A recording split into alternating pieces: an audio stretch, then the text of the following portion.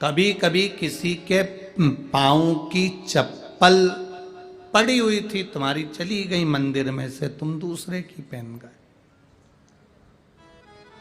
पहन तो गए, चप्पल पहन के थोड़ी दूर गए थे और मालूम पड़े एक्सीडेंट हो गया, खड्डे में गिर गए, पाँव टूट गया, पाँव में चोट लग गई, तकलीफ आ गई, कष्ट आ गया। दरवाजे पर चप्पल रखी थी, कोई कष्ट, कोई शरीर में तकलीफ आ गई, कोई पाँव में तकलीफ आ गई, कोई तकलीफ, कोई कष्ट आ गया, कोई तकलीफ आ गई। अब आप विचार कर रहे हो मैंने तो कभी किसी का बुरा करा ही नहीं, मैंने तो कभी किसी का बुरा करा ही नहीं, फिर तकलीफ क्यों आई? तकलीफ आने का कारण केवल इतना था कि दूसरे के पांव की पादुका जिस पर काल मंडरा रहा था वो तेरे पांव में आ गई और वो चली, उसका दुख तुझे भोगना, उसका कष्ट तुझे भोगना, कोई दूसरा नहीं भोगेगा, भोगना तुझे। शिव महापुराण की कथा कहती है 3 चीजों से दूर रहना, दूसरे की 3 चीजें हमारे पास नहीं आना चाहिए। पांव की चप्पल जूता, दूसरे नंबर पर छाता, तीसरे नंबर पर मांग का टीका। ये 3 चीजों से थोड़ी सी दूरी बनाकर चलना, इन 3 चीजों से थोड़ी सी।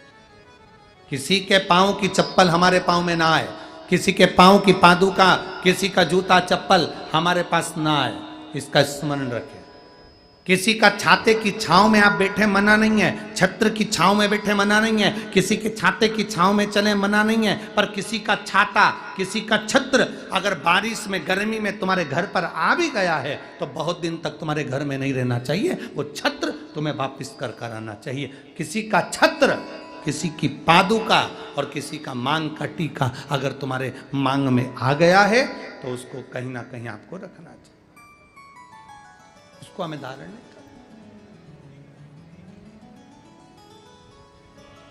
अच्छा, आपके स्मरण में है एक बात, यहां होता है कि नहीं होता महाराष्ट्र का तो हमको स्मरण नहीं है ऐसा, पर हमारे उधर का हम बता सकते हैं कि जब कोई मरता है, मरने के बाद में जो 12वें के दिन पंडित जी पूजन कराते हैं या 13वें के दिन कराते हैं या 10वें के दिन कराते हैं तो उसमें पद दिया जाता है। पद में छाता भी दिया जाता है, चप्पल भी दी जाती है, आसन भी दिया जाता है, लोटा भी दिया जाता है। इधर देते कि नहीं देते वो हमको नहीं मालूम, बोलो सही है कि गलत? उसमें चप्पल और छाता ये बहुत जरूरी होता है। क्यों? क्योंकि इसमें काल होता है व्यक्ति का, वो काल चला जाए।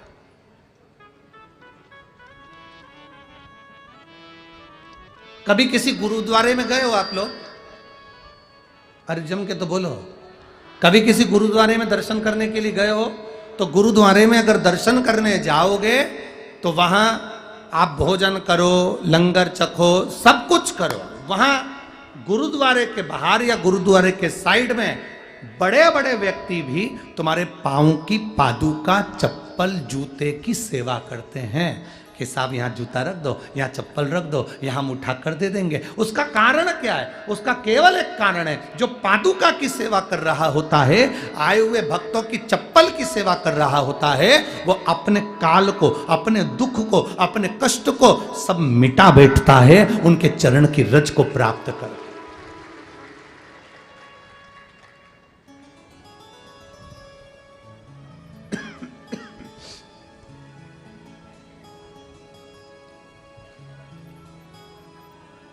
एक छाता, चप्पल, मांग का टीका, ये इसमें काल की समावेशता है, इसमें